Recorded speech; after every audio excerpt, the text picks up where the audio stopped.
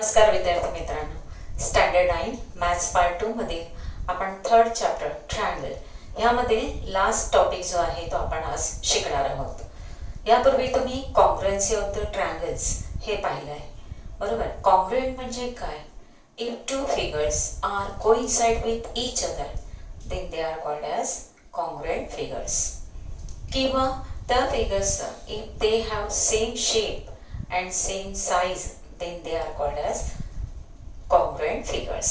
Two hands, आपले दोन हात एकमेकावर ठेवले तर ते कोइन्साइड होतात, म्हणून हे कसे आहेत? कॉन्ग्रुएंट्स आहेत.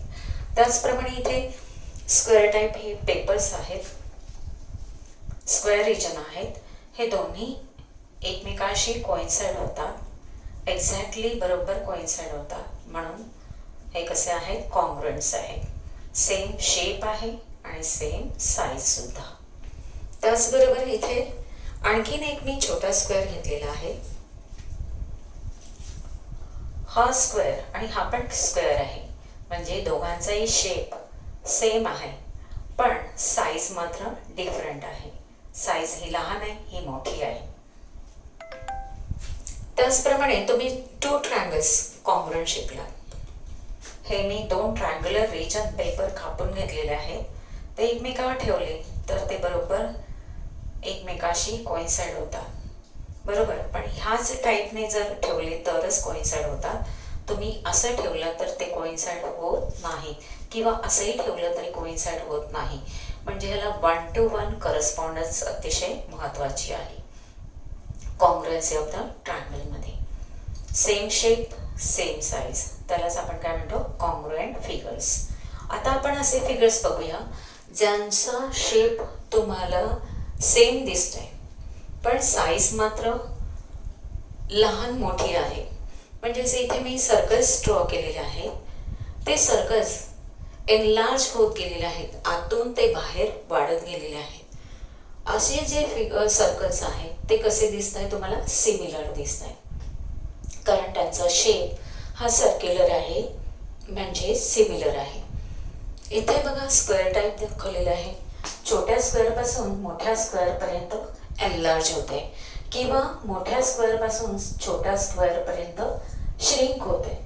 असे फिगर्स का आहेत? सिमिलर आहेत. इथे मी ट्रायंगल्स दाखवलेले आहेत, लहानापासून मोठ्यापर्यंत होत एनलार्ज होत. हे सर्व काय आहेत? ट्रायंगल्स सिमिलर आहेत.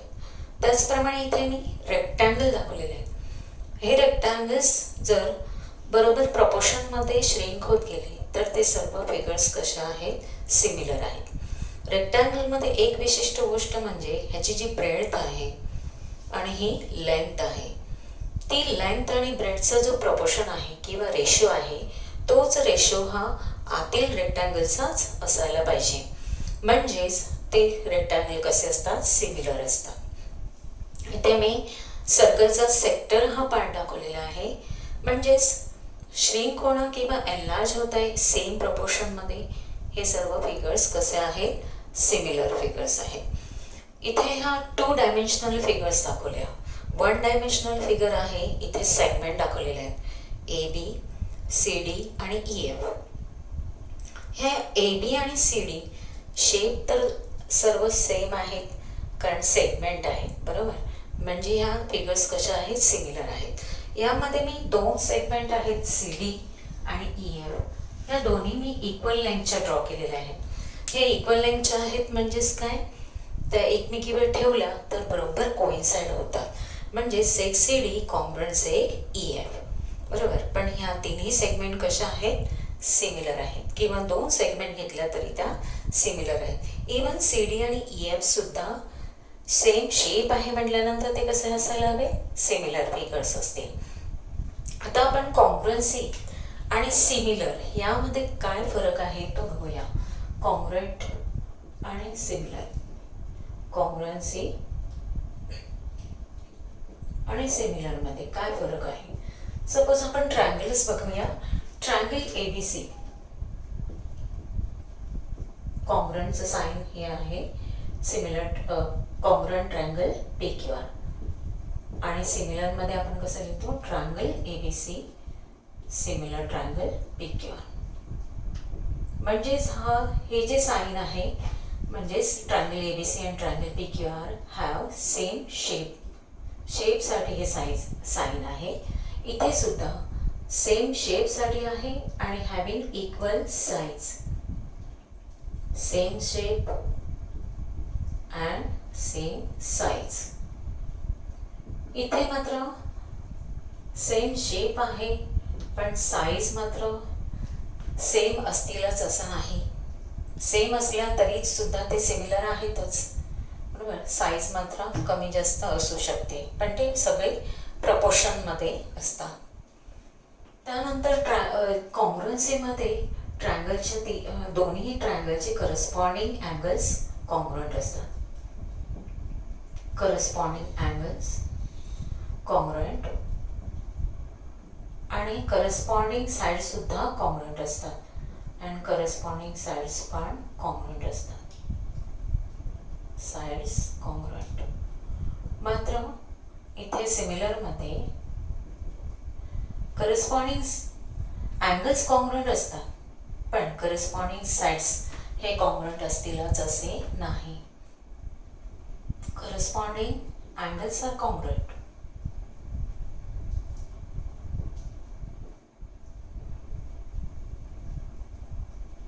Corresponding sides are in proportion. Sides are in proportion. आता ह्या साइड्सचा रेशो जो असतो, सपोज ट्रायंगल ABC आणि ट्रायंगल PQR ड्रॉ केलेले आहेत. सेम 1:1 करस्पॉन्डन्स अतिशय महत्त्वाचा आहे. म्हणजे PQ ही सेगमेंट आणि AB ची लेंथ ही इक्वल असते. BC आणि QR ची लेंथ इक्वल आहे. AC आणि PR ची लेंथ इक्वल आहे. म्हणजेच AB/PQ हा रेशो 1 येतो. तसंच BC/QR दोन्ही लेंथ इक्वल आहे म्हणून रेशो 1 आहे. AC/PR सुद्धा 1 आहे. मात्र इथे AB/PQ is equal to BC/QR is equal to AC/PR. हा रेशो इक्वल असतो. म्हणजे 1 असेल तर ते कॉन्ग्रुएंट होतात. जेव्हा रेशो 1 असेल तेव्हा हे सिमिलर ट्रायंगल्स कॉन्ग्रुएंट होतात. जेव्हा 1 नसेल तर ते फक्त सिमिलर आहेत असे म्हणतो. हा झाला कॉन्ग्रुएन्सी आणि सिमिलर मध्ये फरक. आता कॉन्ग्रुएन्सी ऑफ द ट्रायंगल्स आणि सिमिलर ट्रायंगल्स मधला फरक पाहिला. आता आपण सिमिलर ट्रायंगल्सची डेफिनेशन बघूया. इथे triangle ABC and triangle PQR draw केलेले आहेत. सपोज AB ची लेंथ आहे 4 सेंटीमीटर, BC ची लेंथ आहे 6 सेंटीमीटर आणि AC ची लेंथ आहे 8 सेंटीमीटर. त्याच्या बरोबर हाफ म्हणजे AB चा हाफ आपण PQ घेऊया 2 सेंटीमीटर, BC चा हाफ QR 3 सेंटीमीटर, AC चा हाफ म्हणजेच 4 सेंटीमीटर PR असेल. तर ह्या साइड्स करस्पॉन्डिंग साइड्स हा प्रपोर्शनमध्ये आहेत. म्हणजे त्यांचा रेशो जो आहे तो 2:1 आहे. अशा वेळेस हे दोन ट्रायंगल्स सिमिलर होतात. बघा AB/PQ is equal to 4/2 is equal to 2/1. तसेच BC/QR is equal to 6/3 is equal to 2/1 and AC/PR is equal to 8/4 is equal to 2/1. Therefore, AB/PQ is equal to BC/QR is equal to AC/PR. तिन्ही corresponding side ratio equal आहेत. त्याचप्रमाणे हा जर triangle PQR उचलून जर तुम्ही ABC ला A हा P ला जोडला तर कसा येईल बघा. हा ट्रायंगल P इथे कोइन्साइड होईल PQR. म्हणजे अँगल A जो आहे तो P ला बरोबर कॉन्ग्रुएंट होतो. सपोज तुम्ही हा B जो आहे तो Q ला जोडला म्हणजे हा उचलून ट्रायंगल Q हा वर्टेक्स B वर ठेवला तर हा ट्रायंगल कसा येईल बघा. अशा प्रकारे PR बरोबर आणि Q हा B ला जोडेल. म्हणजे Q हा अँगल कॉन्ग्रुएंट होतोय B ला आणि तुम्हाला दिसतंय की PR ही AC ला बरोबर पॅरलल येते. त्याचप्रमाणे C हा वर्टेक्स जो आहे त्याला आर जोडला तर आर इकडे कोइन्साइड होईल आणि पी क्यू ही जी साईड येईल ती या पद्धतीने, म्हणजे C P Q side A बीला बरोबर parallel, angle C congruent angle R. मग अशा प्रकारे करस्पॉन्डिंग अँगल सुद्धा कॉन्ग्रुएंट होतात.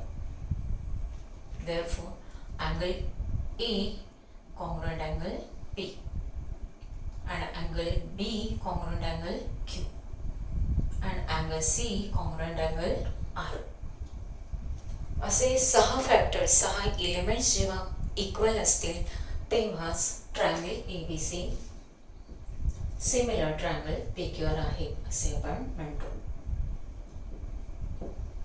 If two triangles are similar, then their corresponding side ratios are equal and corresponding angles are also equal, congruent. जर corresponding side ratios equal असतील तेव्हा आपल्याला corresponding angles congruent मिळतात, म्हणजेच दोन ट्रायंगल सिमिलर होतात. पहा इथे, if AB upon PQ is equal to BC upon QR is equal to AC upon PR, हे तिन्ही करस्पॉन्डिंग साईड रेशोज इक्वल असतील तेव्हा हे तिन्ही करस्पॉन्डिंग अँगल्स आपोआपच कॉन्ग्रुएंट होतात. Then angle A congruent angle P, angle B congruent angle Q and angle C congruent angle R. आणि म्हणून मग triangle ABC similar triangle PQR definition नुसार, therefore triangle ABC similar triangle PQR. म्हणजे जर तिन्ही corresponding side ratio equal असतील तर आपल्याला triangle ABC similar triangle PQR आहे असं म्हणू शकतो.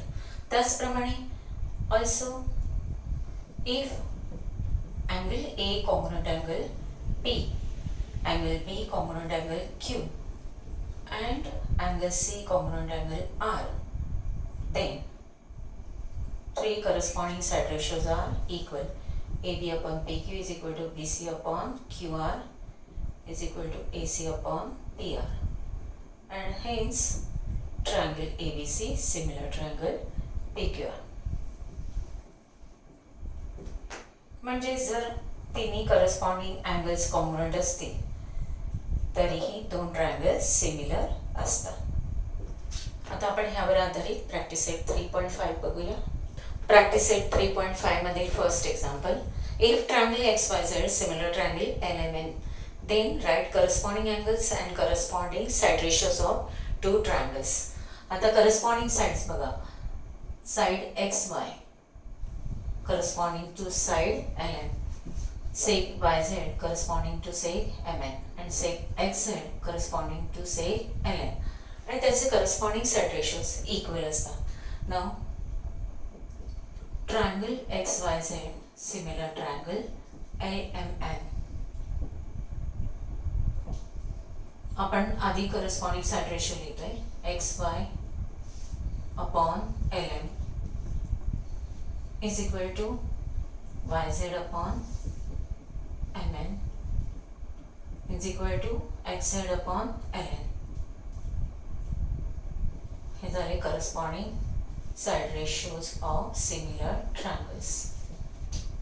त्यानंतर corresponding angles बघूया.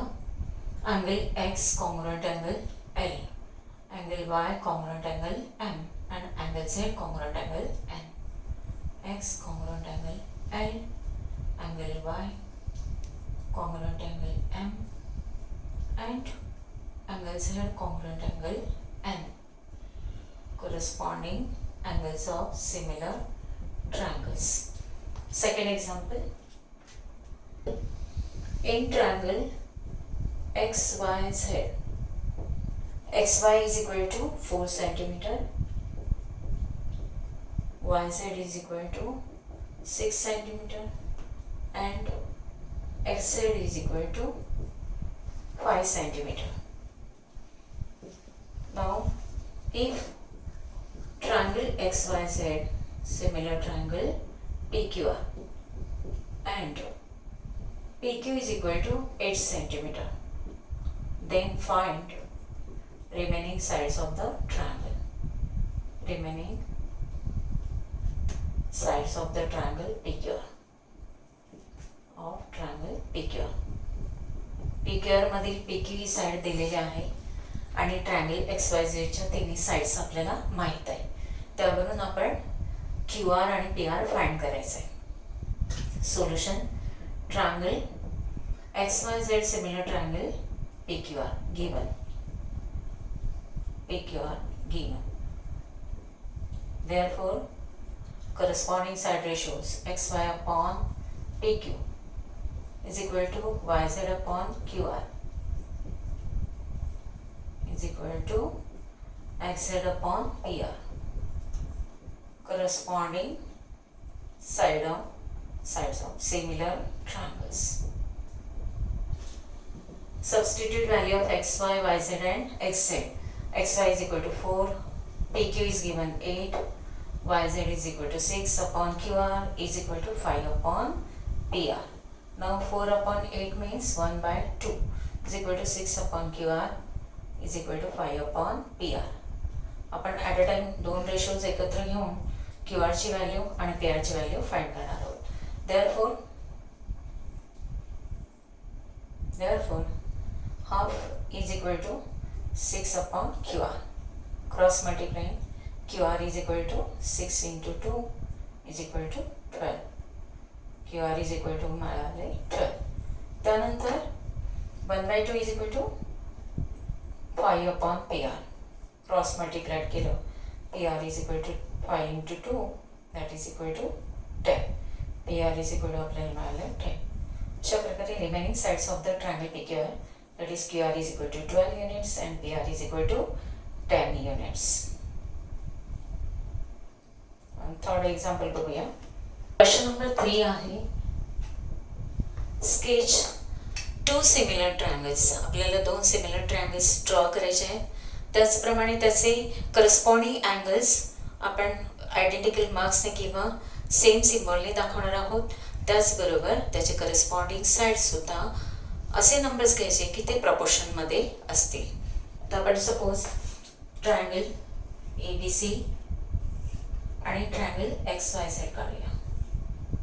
ABC आणि ह्याच शेपचा पण मोठा ट्रायंगल आपण ड्रॉ करूया XYZ.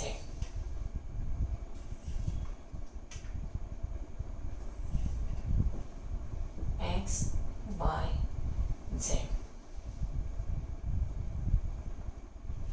आता ह्याचे करस्पॉन्डिंग अँगल्स आपण कसे घेणार आहोत. कारण ट्रायंगल ABC मधला angle A congruent angle X same symbol दाखवलेला आहे. Angle B congruent angle Y आणि angle C congruent angle Z. 1-to-1 corresponds आहे. Triangle ABC similar triangle XYZ म्हणजेच A ला करस्पॉन्डिंग X आहे, B ला करस्पॉन्डिंग Y आहे आणि C ला करस्पॉन्डिंग Z आहे. त्याचप्रमाणे करस्पॉन्डिंग साइड रेशो सुद्धा इक्वल हवेत. म्हणून नंबर्स असे घ्यायचे की ते प्रपोर्शनमध्ये असतील. सपोज हा नंबर 2 घेतला आणि हा नंबर 3 घेतला म्हणजे हा साइड रेशो काय आला 2:3. मग आपण हा सपोज 3 घेतला तर हा 4.5 आहे. कारण हे 2 पट आहे आणि 3 पट आहे. कोणाचे 2 पट 3 आहे. 1.5 दुने 3 आणि 1.5 त्रिक 4.5 बरोबर. त्यानंतर सपोज ही आपण 4 घेतली तर 2 दुने 4 आणि 2 त्रिक 6. अशा प्रकारे आपण नंबर्स घेऊन सुद्धा साइड रेशो इक्वल दाखवले. Suppose AB upon PQ is equal to 2/3. Then BC upon QR is equal to 3/4.5. That is equal to आपण 30/45 लिहूया.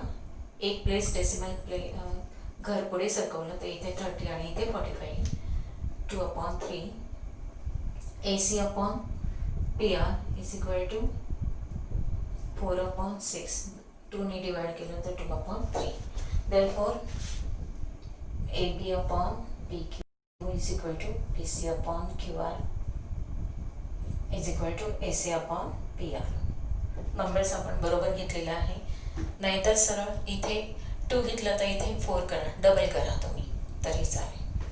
त्यानंतर अँगल ए आपण कॉंग्रुएंट दाखवला, angle X, angle B congruent angle Y and angle C congruent angle Z हे दाखवले. अशा प्रकारे दोन्ही ट्रायंगल्स हे आपण सिमिलर स्केच केलेले आहेत. नंबर सी दाखवले प्रपोर्शनमध्ये आणि करस्पॉन्डिंग अँगल्ससुद्धा आपण कॉंग्रुएंट दाखवलेले आहेत. तर हा प्रॅक्टिस सेट संपलेला आहे. आपण प्रॉब्लेम सेट 3 पुढच्या व्हिडिओमध्ये पाहणार आहोत. धन्यवाद.